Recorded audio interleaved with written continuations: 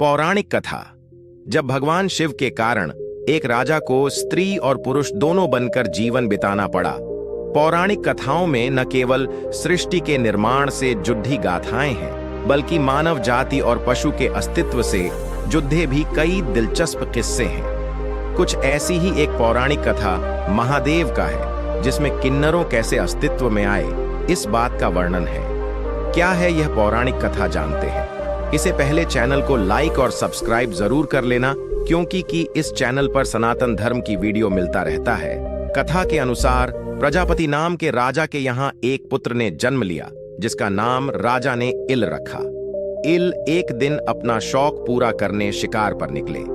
शिकार की चाहत में वो जंगल में आगे बढ़ते चले गए और उस पर्वत पर पहुंच गए जहां भगवान शिव माता पार्वती के साथ क्रीड़ा कर रहे थे। क्रीड़ा के दौरान भगवान शिव ने माता पार्वती को खुश करने के लिए खुद को स्त्री बना लिया था। जब भगवान शिव ने स्त्री रूप धारण किया तो उस समय जंगल में मौजूद सभी प्राणी और पेडिडिएट पौधे भी स्त्री बन गए। राजा ईल भी उसी जंगल में मौजूद थे, तो वह भी अचानक स्त्री रूप में परिवर्तित हो गए और उनके साथ आए सारे सैनिक। जब भगवान शिव के कारण सभी स्त्री बन गए, राजा ईल को समझ नहीं आ रहा था कि क्या हो रहा है। वो अचानक से स्त्री कैसे बन गए। उन्हें खुद को इस स्वरूप में देखकर बहुत बुरा लग रहा था।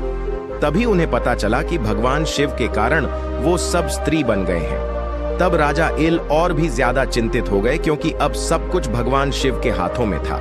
राजा इल डर गए और डरते डरते भगवान शिव के चरणों में पहुंच गए।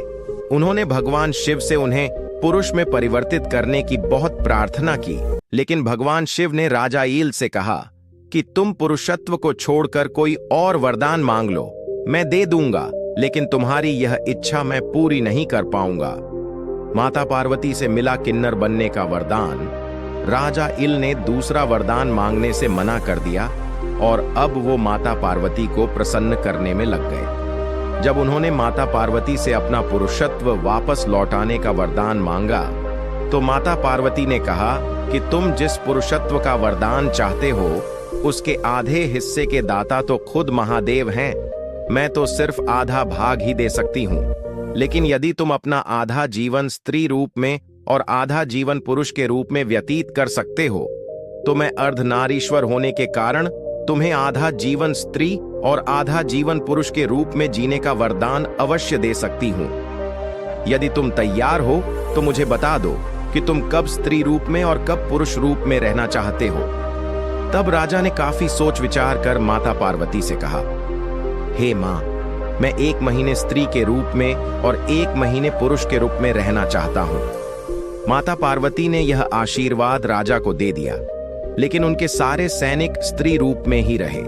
माता पार्वती ने यह भी कहा कि जब तुम पुरुष के रूप में रहोगे तो तुम्हें अपना स्त्री रूप नहीं याद रहेगा, और जब तुम अपने स्त्री रूप में रहोगे तो तुम्हें अपने पुरुष रूप का कुछ याद नहीं रहेगा। इस तरह राजा इल एक किन्नर के रूप में 1 महीने पुरुष इल और 1 महीने स्त्री ईला के रूप में रहने लगे।